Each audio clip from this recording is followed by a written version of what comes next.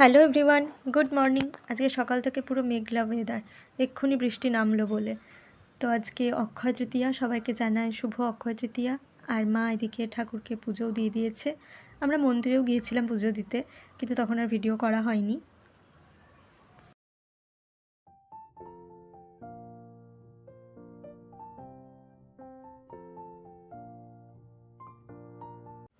পুজো টুজো দিয়ে এসে আমি তারপরে একটু ঘরটা গুছিয়ে নিচ্ছিলাম।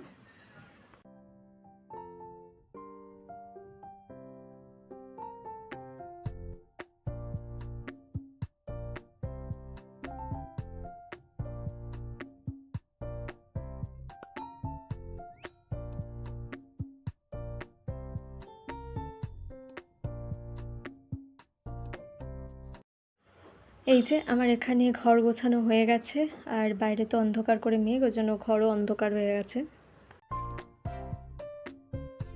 চলে এসেছি রান্নাঘরে। আজকে চিংড়ি মাছ হবে, তাই আমি চিংড়ি মাছটাকে এখন একটু লেবু আর নুন হলুদ মাখিয়ে রেখে দেবো, তারপর দেখি মা কি বানায়।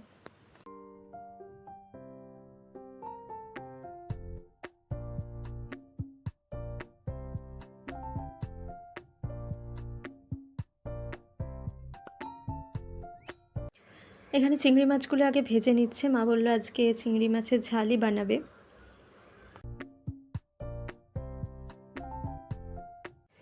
আর এদিকে আমি কালো সর্ষে, সাদা সর্ষে আর বেশ কয়েকটা কাঁচা লঙ্কা বেটে ফেলেছি। আর এখানে মা তেলের উপর কালো জিরে, কাঁচা লঙ্কা আর পেঁয়াজ কুচি দিয়ে দিয়েছে, আর দিয়েছে একটু টমেটো কুচিও। এবার এর মধ্যে নুন হলুদ দিয়ে এটা ভালোভাবে একটু ভাজা হয়ে আসলে এই মশলাটা এর মধ্যে দিয়ে দিল।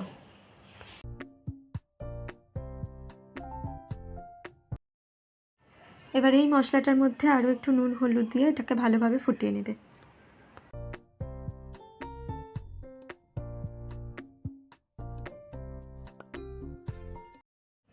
মশলাটা প্রায় ফুটেই এসেছে, বা চিংড়ি মাছগুলো এর মধ্যে দিয়ে দেওয়া হলো। এরপর এটা আরেকটু কিছুক্ষণ ফুটিয়ে নেওয়া হবে।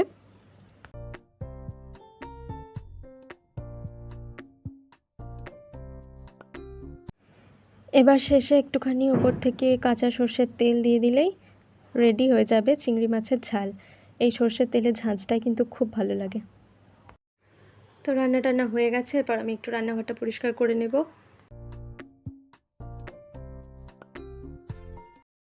এই যে আমার রান্নাঘরও পরিষ্কার করা হয়ে গেছে। আজকে লাঞ্চে আছে একদম সিম্পল মেনু, ভাত, কলাইয়ের ডাল, চিংড়ি মাছের ঝাল, ভেন্ডি ভাজা, আর আছে আলু ভাতে।